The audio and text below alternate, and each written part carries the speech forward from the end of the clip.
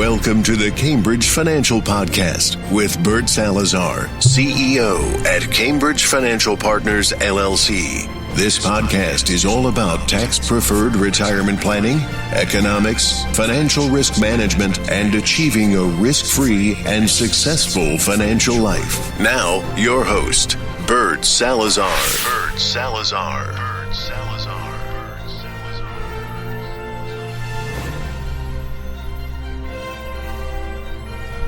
Hey, good day, everyone. Welcome to our podcast. I want to apologize to all of you. First and foremost, I had oral surgery last week, so I have a plate up on top of my mouth. So I may be speaking with a little bit of a lisp, so my apologies on that, but we're still going to have a really good talk today. This is episode 126 of your Tax-Free Life podcast, and as always, I'm excited to be here with all of you, as I am every single week. The name for today's episode is actually the name of a book that I read many years ago. And the name of the book is Semper Business Management, the Marine Corps Way. And I want to talk to you a little bit about the Marine Corps and my years there, but I'm just going to take a few minutes to give you an idea of how that was. But I'm going to be tying this podcast to retirement distribution planning, and the things that all of you should be paying attention to when it comes to preparation for retirement. So first I want to kind of have a good conversation regarding Marine Corps philosophy. You know, I went in the Marine Corps back in the mid-1970s. I had just graduated high school, and I wanted to do something with my life. I wanted to serve my country, so I decided to join the Marine Corps. They were looking for a few good men at that point in time, so I thought that I would be one of them. And prior to joining the Marine Corps, you know, I was playing baseball in high school, and then when I got out of the Marine Corps, I played baseball in college as well. So I was in very good shape. I was always running, exercising, doing push-ups, pull-ups, and so forth. So when I joined the Marine Corps, I was in tip-top shape. But it's more of a mental attitude than anything else. So what I want to do for this podcast today is I want to tie a lot of the stuff that I did in the Marine Corps to the way that all of us should be viewing retirement. And what I want to do is I want to change the name a little bit. Instead of saying Semper Business Management, the Marine Corps Way, let's kind of give it a call like Semper Retirement Management, the Marine Corps Way. In the book of Semper Business Management, the Marine Corps Way, I actually worked for a CEO and a CFO when I ran a large public company in Southern California years ago. But I worked for these two individuals, Ed Miller, and became the CEO of AXA. And then Mike Hargity was the CFO, and they both grew up together in the business. They came up the ranks in the Marine Corps together because they were both colonels in the United States Marine Corps. So we developed a really good relationship, and whenever I flew from California to New York, I would spend time with the two of them talking about business opportunities, and obviously the Marine Corps. So, you know, as I said, I joined the Marine Corps in the mid-1970s. I was assigned after I got out of boot camp at Parris Island here in South Carolina. I was assigned to the 1st Marine Division Expeditionary Force out of Camp Pendleton, California. So there are 3 divisions in the Marine Corps. You have the 1st Marine Division out of Camp Pendleton, California. You have the 2nd Marine Division out of Camp Lejeune, North Carolina. And then the 3rd Marine Division out of Okinawa, Japan. So I was assigned to the 1st Marine Division, and for me it was the best of times. We were at peace at that point in time, so it was peacetime the years that I was there in the Marine Corps. But Vietnam had just finished a couple years earlier. And what was beautiful about that is we had the ability to get the best of all worlds, because we were in peacetime, but we were being trained by Marines and staff sergeants and lieutenants and captains that had war experience because they had all been in Vietnam. And I remember when we would go out for our training exercises, and sometimes we would spend 4 or 5 days out there in Camp Pendleton in the mountains doing training exercises and preparing us. to join the FMF, which was the Fleet Marine Force at that point in time, we would sit around at night around the fire pit. And, we would hear stories about all of these Vietnam vets that, had gone through hell and back and were lucky enough to make it back from the war. Because, as many of you may know, we lost just north of 58,000 military troops during the Vietnam War. Now, there was a staff sergeant that him and I became friends because, I was from Boston and he was from Boston as well. And we became fairly close to one another, and he was Staff Sergeant Streaker. And Staff Sergeant Streaker, did actually 5 tours in Vietnam. He did 3 tours as a Marine Recon. For those of you that may not know, if you're in the Marine Corps and you want to go into the Special Forces, you go into the Recon units. Similar to the Navy SEALs or the Green Berets, in the Army and so forth. But he was a Marine Recon, so he did 3 tours as a Marine Recon. And then he did 2 more tours as a Marine Recon sniper. So he was a really, really tough guy. And, he was very easygoing, but he understood war, he understood people, and he understood the world. And one of the things that kind of attracted me to a lot of the stuff that we used to talk about, at night during the fire pit and talking about stories and so forth, was that, he used to say that when he was in Vietnam, his number one goal was to keep life to the very, very basics. And I'm going to take all of this information and shift it and make a paradigm shift when it comes to retirement and retirement planning. So in his mind, he wanted to keep life to the very basics. Mission clarity for him was paramount. And it was so simple, his life in Vietnam was so simple, that when he was a Marine Recon and then later as a sniper, his life and his day was, and his goals were, number one, to see sunrises and to watch sunsets. And he used to say to us, guys, everything in life is about a sunrise and a sunset. Everything in between is just mere bullshit. And when you see someone that has gone through so much keep life so simple, it kind of impressed the heck out of me, especially at the age of 18 when I was at that point in time.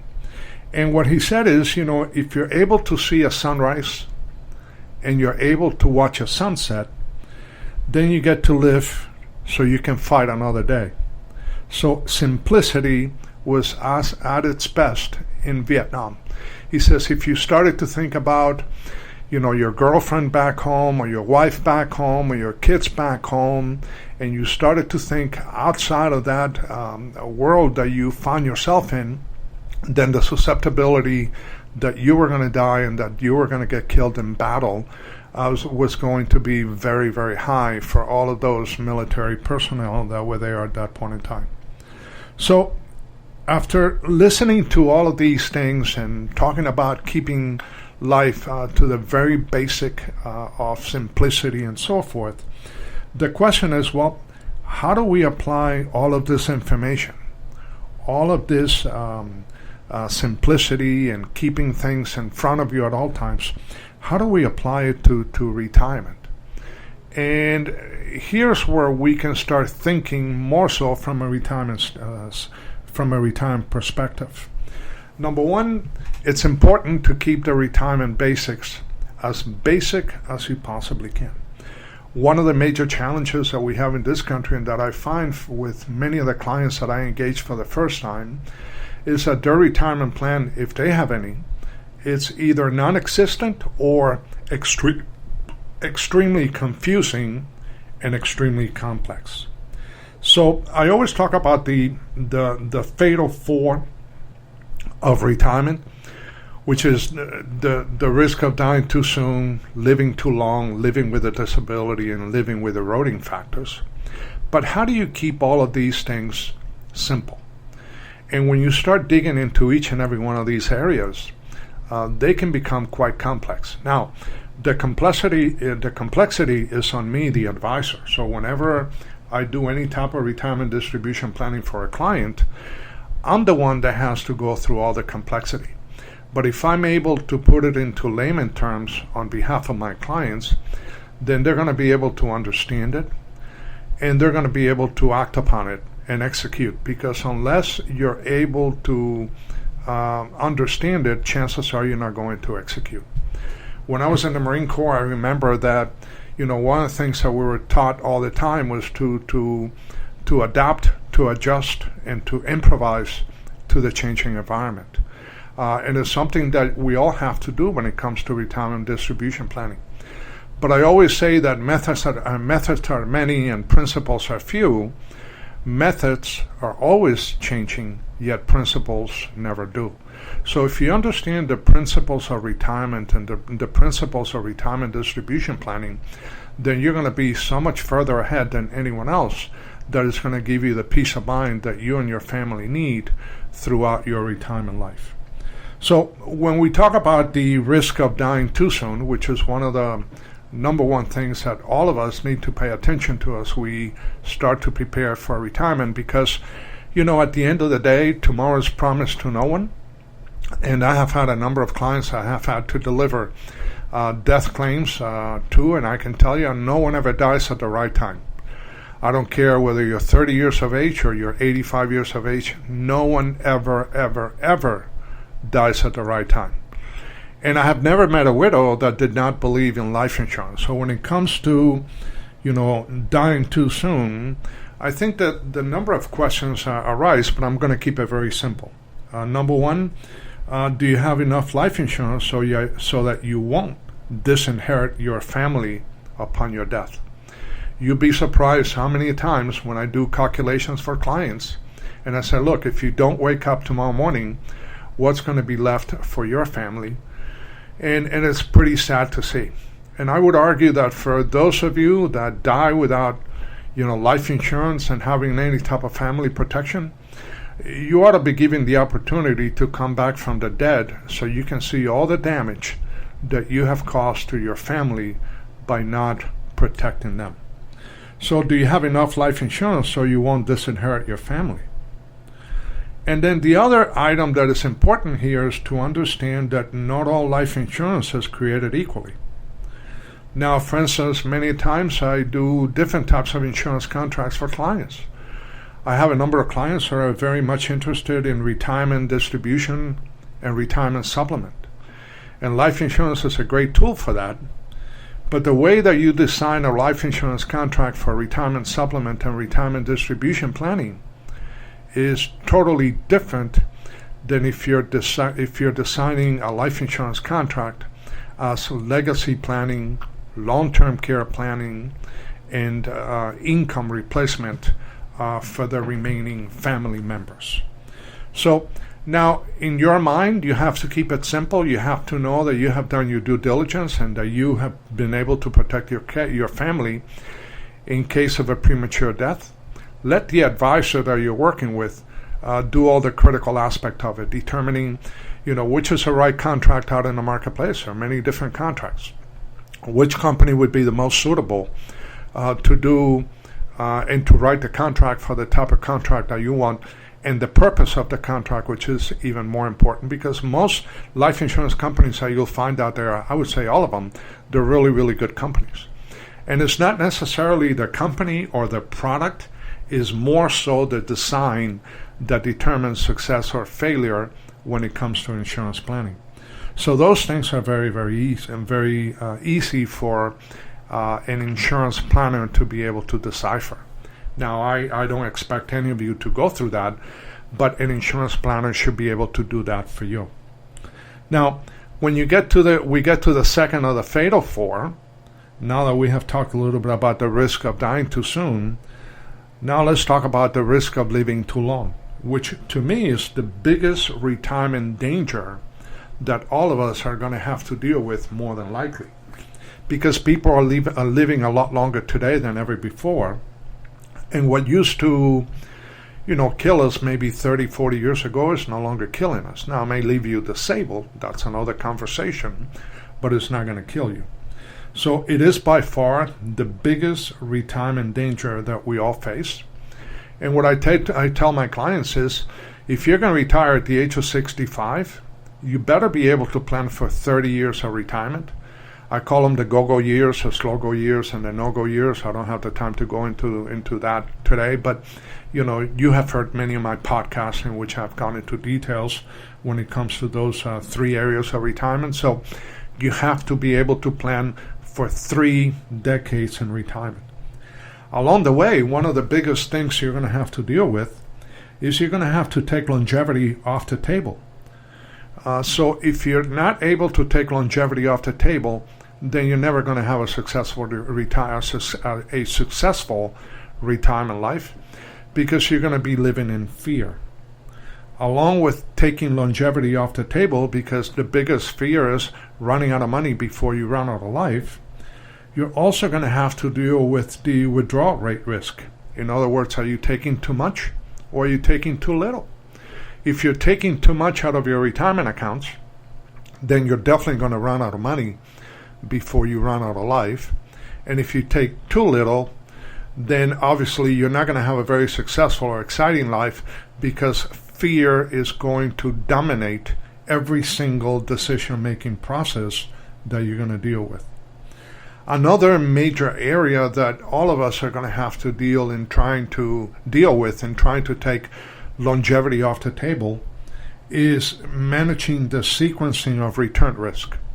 You see, when you're working and the market goes down, well, you don't need that money. You're still making contributions to your IRAs, your 401ks, your pensions, whatever it is that you may have, and you're still actively working, so you don't need that money. So yes, you can just sit around and wait for the market to recover. But when you're in retirement, the rules of engagement totally change, because all of a sudden you're no longer producing. Now, instead of people working for money, now the money has to work for the people. So in other words, your money now has to work for you. And since you're used to eating 3 times a day, and you're used to maintaining a certain standard of living, you're going to have to take money out of those retirement accounts every single year, more than likely every single month, no matter what happens. So if the market drops 20-30%, by the way, there's on the average, there's a market crash every 5 years, and it drops by an average of 39%. Now you may have no choice but to take money out of assets that are losing value at the same time that you're taking withdrawal amounts out of those accounts. So you're actually compounding the problem of running out of money before you run out of life. So the sequencing of return plays a major risk when it comes to managing your retirement assets, because you have no choice. You have to take money out whether you want to or not. Now that brings me to another area that you need to be careful if you want to take longevity off the table, and that would be inflation risk. And inflation is not tax deductible, and inflation is a silent killer. So inflation is going to be eating away at your money every single day of your life. As a matter of fact, at a 4% inflation rate, in 20 years, you're going to lose almost 60% of the purchasing power that you would have had on your money today. Therefore, in 20 years from now, $1 is only going to be able to purchase 40 cents worth of goods and services, because you're going to lose 60% of it to inflation. So now you have to be able to have investments that are going to be keeping up with inflation and staying ahead of inflation on an after-tax basis, not on a pre-tax basis. It has to be on an after-tax basis, because inflation is not tax deductible. And how do you manage that? And then last but not least, you're going to have to deal with tax risk, which is very, very critical, because as we all know, we're now living in the lowest, actually the 3rd lowest tax rate in American history, yet we have the biggest debt that we have ever had in the history of this country. So taxes are going to have to double in the very near future, or our country is going to go bankrupt. And if you haven't done your due diligence and you haven't protected yourself and your family from tax rate risk, then what's going to happen when taxes double? Or what's going to happen when taxes go up for you, 20, 25, 30, 40%? How are you going to be able to deal with us? Are you going to find yourself taking even more money out of your accounts? Because now, the net amount that you were taking before is no longer sufficient, because now you got to pay more in taxes to mitigate your standard of living. So all of a sudden, you're definitely going to run out of money before you run out of life. Now, there are a number of products and services, and there are things that you need to start thinking about. And the quicker that you can start moving in that direction, the better off you're going to be, and the more prepared you're going to be to be able to meet, the risk of not only dying too soon, but also the risk of living too long. Now, the third risk that I want to talk to you about, and this is why, by the way, in the Marine Corps, keeping these things simple, well, there's a way to keep the risk of living too long simple. Now, again, I don't have the time to go into those details, but there's a way to keep this very, very simple so you can have guaranteed paychecks for the rest of your life. So the only worry that you would have is to make certain that you can see a sunrise and that you can watch a sunset, as Staff Sergeant Streaker used to tell me many, many, many years ago when I was 18 years of age. And by waking up every morning, then you live to fight another day, or you live to enjoy another day, because you don't have to do any fighting anymore. So that's important. Now, think of it this way. A guaranteed paycheck for life, if you think about it from a retirement standpoint, and I'll make an analogy between that and war, but a guaranteed paycheck for life is like having an extra 30-round magazine for your M16 rifle for the life of the war. Can you imagine if you're in the battlefield and you're in a firefight and you know that you're never going to run out of ammunition? How much better are you going to be? How much more confidence are you going to have in your ability to fight the enemy? If you know that your guaranteed paychecks are never going to run out, and you're never going to run out of money before you run out of life, how much more efficient is your life going to be? How much more enjoyable is it going to be? How much more quality time are you going to be spending with your family and with your friends? How much more travel would you do? How much better are you going to be, not only now, but for many, many years to come? So those are things that are very, very important. And in every single retirement plan that I do for clients, there's a section there for guaranteed paychecks, because a pension is a guaranteed paycheck. Your Social Security benefit is a guaranteed paycheck. But sadly enough, it's not enough. So you got to be able to create your own guaranteed paychecks in retirement if you don't have any of those, private pension systems that are so few and far in between that you can find out, when you're an employee in the United States. Now, the third risk is living with a disability. Again, the longer you live in retirement, that's why the risk of living too long is a critical one, because if you live long enough, just about everything is going to happen to you other than death. Now, eventually you're going to die, but, if you live long enough, then chances are you're going to have a disability. And by the way, if you're a husband and wife today and you're age 65, there's a 70% probability. That means that 7 out of 10 couples, there's a 70% probability that one of you is going to have a long-term care need before you die. And then all of you, obviously, how are you going to pay for those additional expenses? If you haven't done your due diligence and you haven't protected yourself and your family against the risk of a disability, then you're going to have to go deeper into your retirement accounts and take more money out to offset the additional expenses that are going to be coming down with a long-term care illness and additional health care, and perhaps even your family having to hire someone to take care of you at some point in time in the future. So you have to be able to prepare, because it becomes a compounding effect to the risk of living too long, especially when you are living with a disability. Now, there are a number of hybrid products are there in the marketplace, and they're actually in big demand now because, it's such a big issue that we're all going to have to deal with. Most of us are going to have to deal with at some point in time in the future. And obviously you need to speak to an insurance professional and someone that understands how to manage retirement risks, because most Americans don't pay attention to managing retirement risk.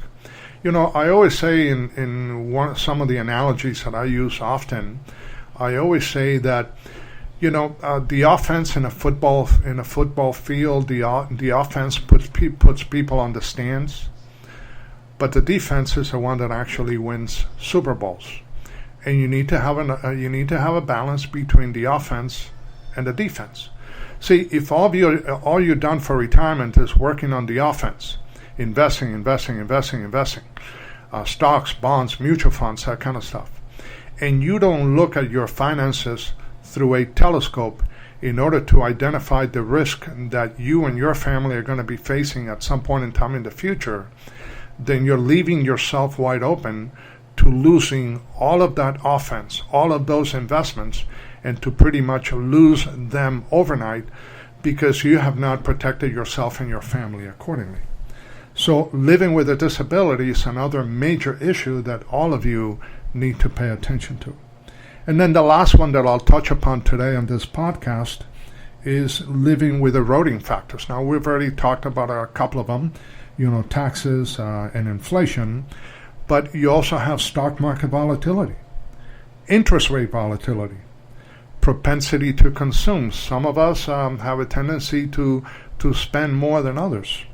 And by the way, my definition of an eroding factor is anything that can erode the value of your money and your assets over time. Lawsuits, we live in a litigious society. In this country, you can pretty much sue a ham sandwich if you want to.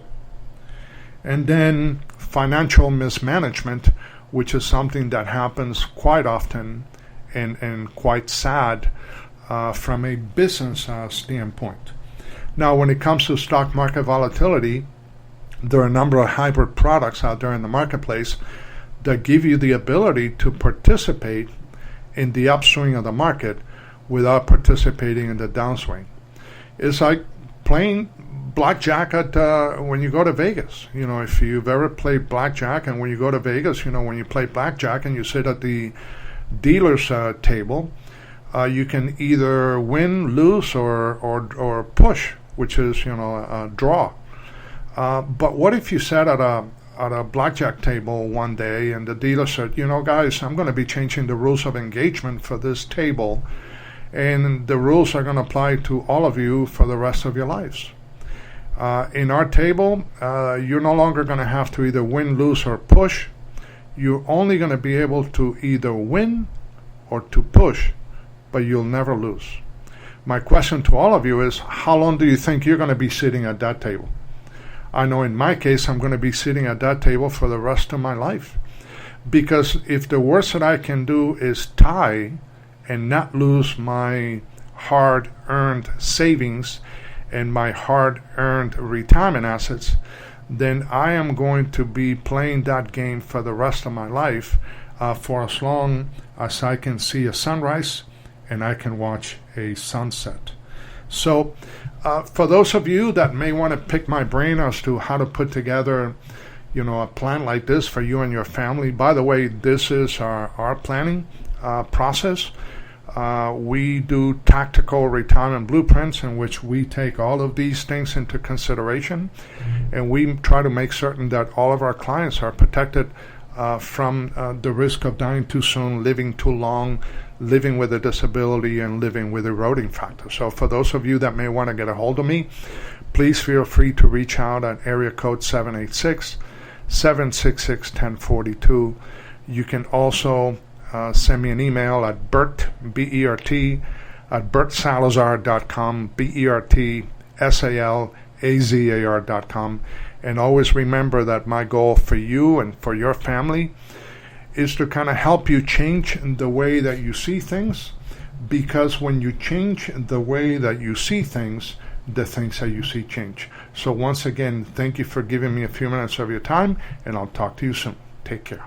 Bye-bye.